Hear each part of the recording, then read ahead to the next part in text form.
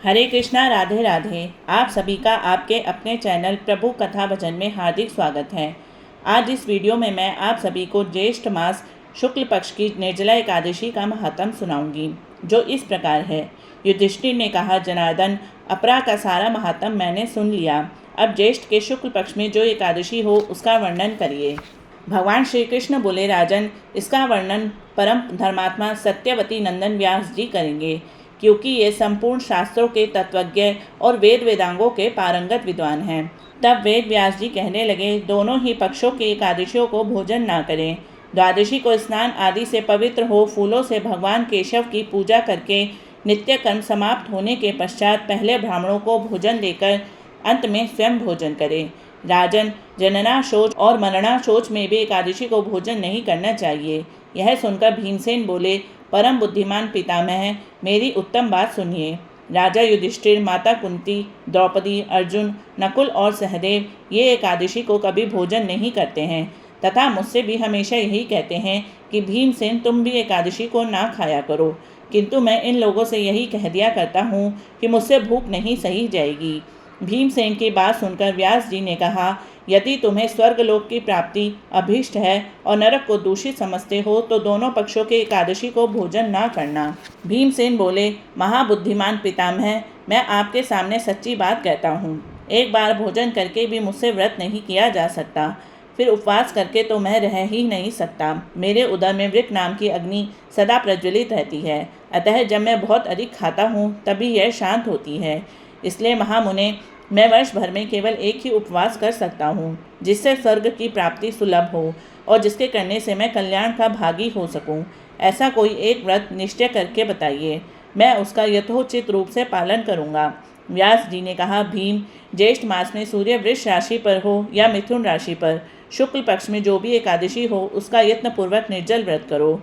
केवल कुल्ला या आचमन करने के लिए मुख में जल डाल सकते हो, उसको छोड़कर और किसी प्रकार का जल विद्वान पुरुष मुख में ना डाले, अन्यथा व्रत भंग हो जाता है। एकादशी को सूर्योदय से लेकर दूसरे दिन के सूर्योदय तक मनुष्य जल का त्याग करे तो यह व्रत पूर्ण होता है। तदंतर द्वादशी को निर्मल प्रभात काल में स्नान करके ब्राह्मणों को विधि पूर्वक जल और सुवर्ण का दान करें। इस प्रकार सब कार्य पूरा करके जितेंद्रिय पुरुष ब्राह्मणों के साथ भोजन करे। वर्ष में जितनी भी एकादशियाँ होती है उन सब का फल निर्जला एकादशी के सेवन से मनुष्य प्राप्त कर लेता है, इसमें तनिक भी संदेह नहीं है। शंख, चक्र और गदा धारण करने वाले भगवान केशव ने मुझसे कहा था कि यदि मानव सबको छोड़कर एकमात्र मेरी शरण में आ जाए और एकादशी को निराहार रहे तो वह सब पापों से छूट जाता है। एकादशी व्रत करने वाले पुरुष के पास विशालकाय विकराल आकृति वाले काले रंग वाले दंडपाशधारी भयंकर यमदूत नहीं जाते हैं। अंतकाल में पीताम्बरधारी सौम्य स्वभाव वाले, हाथ में सुदर्शन धारण करने वाले और मन के समान वेगशाली विष्णु दूत आकर इस वैष्णव पुरुष को भगवान विष्णु के धाम में ले जाते हैं। अतः निर्जला एकादशी को पूर्ण यत्न करके उपवास करना चाहिए। तुम भी सब पापों की शांति के लिए यत्न के साथ उपवास और श्री हरि का पूजन करो। स्त्री हो या पुरुष, यदि उसने मेरु पर्वत के बराबर भी महान पाप किया हो तो वह सब एकादशी के प्रभाव से भस्म हो जाता है। जो मनुष्य उस दिन जल के नियम का पालन करता है वह पुण्य का भागी होता है।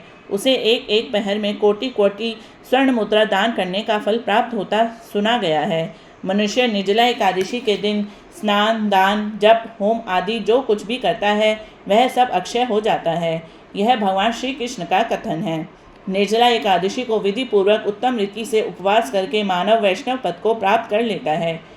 जो मनुष्य एकादशी के दिन अन्न खाता है वह पाप भोजन करता है। इस लोक में वह चांडाल के समान और मरने पर दुर्गति को प्राप्त होता है। जो ज्येष्ठ के शुक्ल पक्ष में एकादशी को उपवास करके दान देंगे वे परम पद को प्राप्त होंगे। जिन्होंने एकादशी को उपवास किया है वह ब्रह्म हत्यारे, शराबी, चोर और गुरुद्रोही होने पर भी सब पातकों से मुक्त हो जाते हैं। कुंती नंदन, निर्जला एकादशी के दिन श्रद्धालु स्त्री पुरुषों के लिए जो विशेष दान और कर्तव्य विहित है उसे सुनो। उस दिन जल में शयन करने वाले भगवान विष्णु का पूजन और जलमयी धेनु का दान करना चाहिए, अथवा प्रत्यक्ष धेनु या घृतमयी धेनु का दान उचित होता है। पर्याप्त दक्षिणा और भांति भांति के मिष्ठानों द्वारा यत्नपूर्वक ब्राह्मणों को संतुष्ट करना चाहिए। ऐसा करने से ब्राह्मण अवश्य संतुष्ट होते हैं और उनके संतुष्ट होने पर श्री हरि मोक्ष प्रदान करते हैं। जिन्होंने श्रम, दम और दान में प्रवृत्त हो श्री हरि की पूजा और रात्रि में जागरण करते हुए इस निर्जला एकादशी का व्रत किया है, उन्होंने अपने साथ ही बीती हुई 100 पीढ़ियों को और आने वाली 100 पीढ़ियों को भगवान वासुदेव के परम धाम में पहुंचा दिया है। निर्जला एकादशी के दिन अन्न, वस्त्र, गऊ, जल, शैया, सुंदर आसन, कमंडल तथा छाता दान करना चाहिए। जो श्रेष्ठ एवं सुपात्र ब्राह्मण को जूता दान करता है, वह सोने के विमान पर बैठकर स्वर्गलोक में प्रतिष्ठित होता है। जो इस एकादशी की महिमा को भक्तिपूर्वक सुनता है तथा जो भक्तिपूर्वक उसका वर्णन करता है, वे दोनों स्वर्गलोक में जाते हैं। चतुर्दशी युक्त अमावस्या को सूर्य ग्रहण के समय श्राद्ध करके मनुष्य जिस फल को प्राप्त करता है, वही उसके श्रवण से भी प्राप्त होता है। पहले दंत धावन करके यह नियम लेना चाहिए कि मैं भगवान केशव की प्रसन्नता के लिए एकादशी को निराहार रहकर आचमन के सिवा दूसरे जल का भी त्याग करूँगा। द्वादशी को देव देवेश्वर भगवान विष्णु का पूजन करना चाहिए। गंध, धूप, पुष्प और सुंदर वस्त्र से विधि पूर्वक पूजन करके जल के घड़े का दान करना चाहिए। संसार सागर से तारने वाले देव देवेश्वर ऋषिकेश, इस जल के घड़े का दान करने से आप मुझे परम गति की प्राप्ति कराइए। भीमसेन, ज्येष्ठ मास में शुक्ल पक्ष की जो शुभ एकादशी होती है, उसका निर्जल व्रत करना चाहिए तथा उस दिन श्रेष्ठ ब्राह्मणों को शक्कर के साथ जल के घड़े का दान करना चाहिए। ऐसा करने से मनुष्य भगवान विष्णु के समीप पहुंचकर आनंद का अनुभव करता है। तत्पश्चात द्वादशी को ब्राह्मण भोजन कराने के बाद स्वयं भोजन करें।